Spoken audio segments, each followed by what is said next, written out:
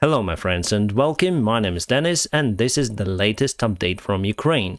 And let's start from the news and events, and after that we're gonna review the military map because we have the major change in favor of Ukraine today.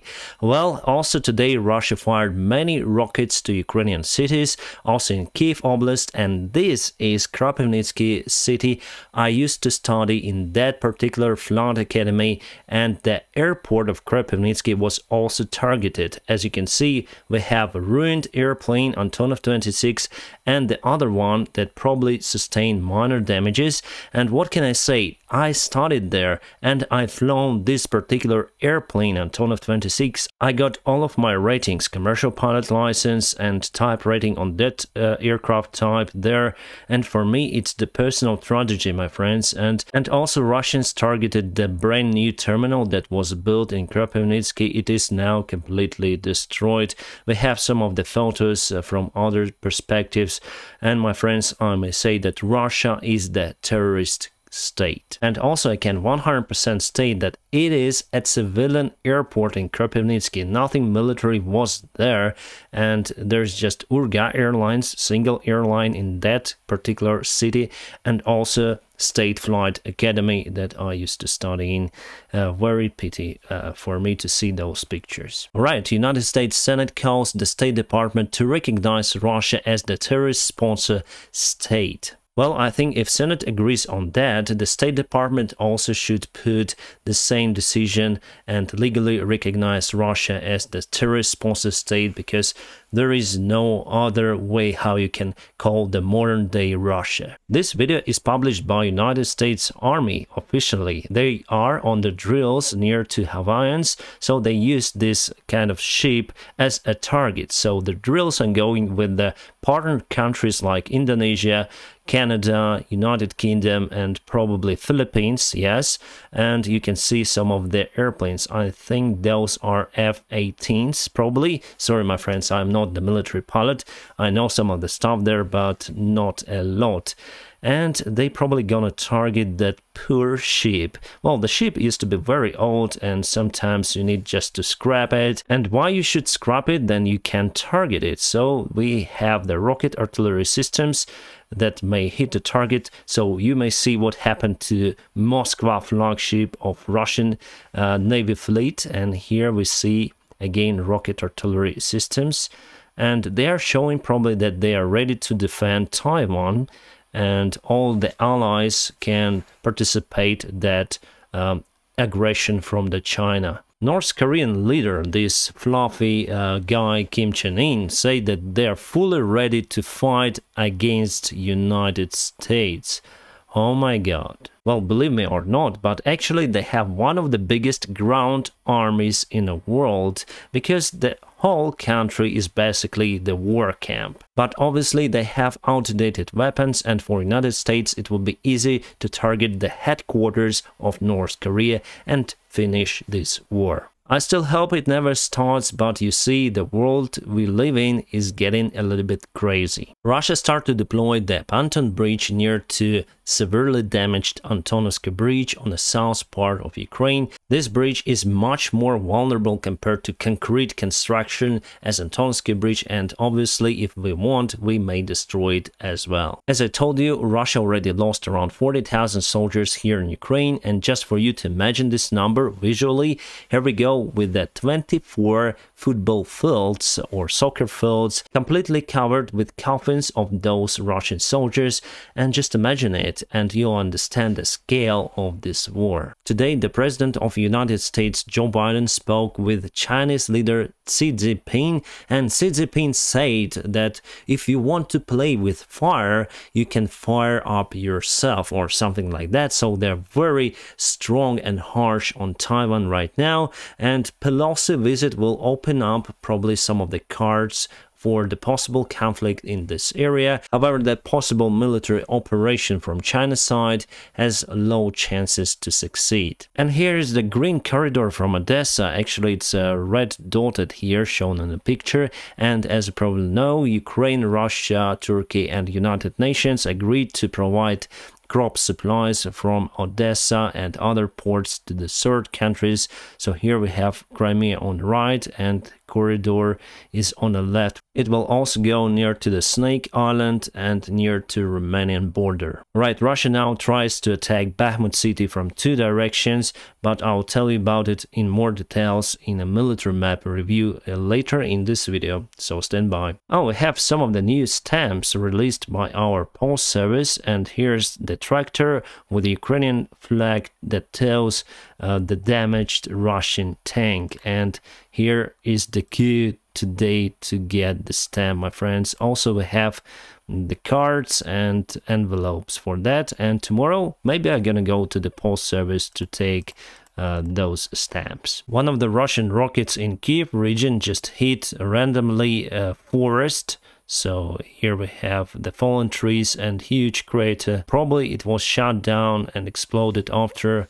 We don't know, but so many rockets hit actually the city, suburbans and satellite cities as well. And it is said that 15 people got injuries today because of the airstrikes from Russian side. Ukraine finally can get those ATACMS rockets for HIMARS and M270 MLRS rocket artillery systems. Those are tactical ballistic rockets and they can destroy lots of things and can bring devastation to Russian army. Why the delivery of those rockets is possible for Ukraine? Because Democrats and Republicans in Senate agreed on that delivery. But the Lend-Lease program is done mostly by the White House and Pentagon, so they also need to agree on this topic. Alright, one more free Bayraktar to Ukraine. Poland collected money to buy Bayraktar for Ukrainian Air Forces, and Bayraktar factory again said no need for money, we will give it for free. Well, it seems like the Bayraktar is kind of charity organization for Ukraine. They will never start their production in Russia, and also the founder of Bayraktar is the relative for Erdogan. So Erdogan as well will not agree to build Bayraktar factory in Russia. What else Putin wants? HIMARS or something? Good news for Ukraine, my friends. Good news. There is a wonderful Gorky Park in Kharkiv, and today Russia again fired their rocket artillery systems to that place. It is 500th time they target this particular place, Gorky Park. I was there many times, especially then I had overnight stays in Kharkiv. That place is absolutely great. Ukraine invested lots of funds to build it as one of the best parks that we have in Ukraine, and now it's almostly destroyed. And now let's go to our military map. We have a huge update for today that happened not on the south but on the eastern part of Ukraine near to Isum. My friends, we were able to get back to Pasika village, and it is confirmed that the fighting is ongoing for that one. So here we have woods, forests, fields, well, nothing really to fight for. And here it was yesterday, and here it is today. Let's measure this distance to Pasika.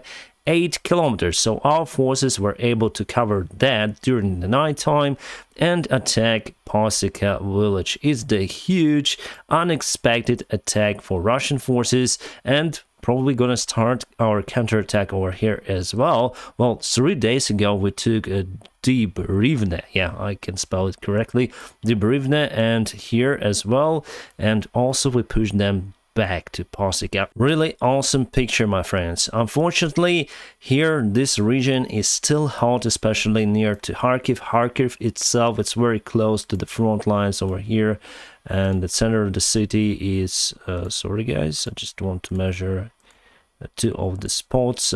18 kilometers. It's not a problem for any kind of artillery system, and that is why Russia uses it in a city. So the Gorky Park is here, also in the north part of Kharkiv, that is very close to the front lines, my friends. Fantastic park, but was bombed today as usual. And if we go to the fire detection, just want to check out what is happening on the front lines.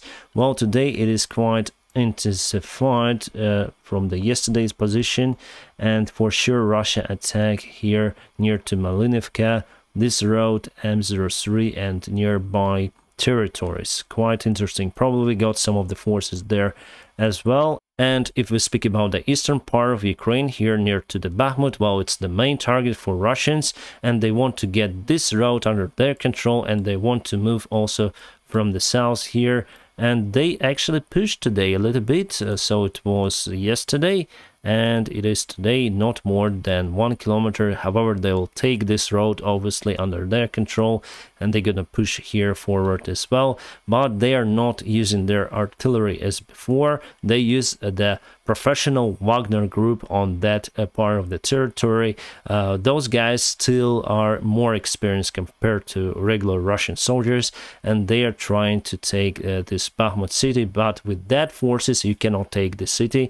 With that forces, you can go closer, but to take Bakhmut, you need again artillery, aviation, and regular soldiers of Russia that mostly now are in depressed state after the Lysychansk losses. They lost lots of soldiers over there, and also they pushed towards Siversk. Let me check. Well, actually there was no movement from Bilohirivka.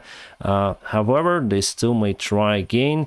And there are also some of the natural obstacles like lakes and water reservoirs, so Verkhnekamensk is probably the only way for them to get Siversk, and here on the north probably as well, just across the fields.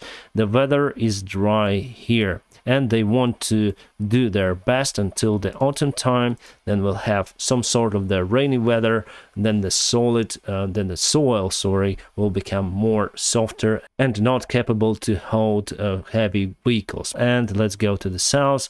Here are just wildfires across the fields, my friends. Russia is unable to use firefighters to extinguish the land.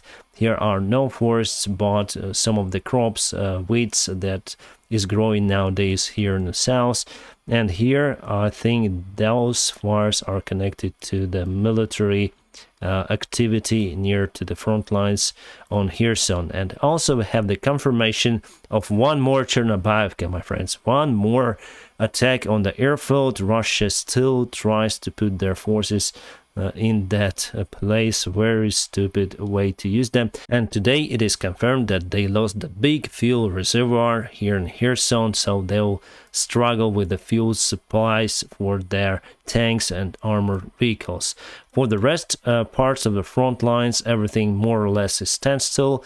The Belarusian forces now start to dig to the ground near to the border. That clearly shows that they are not ready to attack, but they show some kind of activity to Russian leader Putin, that we are here to deflect some of the Ukrainian forces from the front lines. So here and there they start to move their forces, but not increasing their number. My friends, I'll keep you updated on situation here in Ukraine. If you like this video, now press the like button. And also there are so many ways how you can support me. PayPal, Patreon, or Donatella. All the links I put in the video description just below. For those of you who support me, my friends, you are awesome. And as always, I wish you a peaceful sky wherever you are. Have a great time.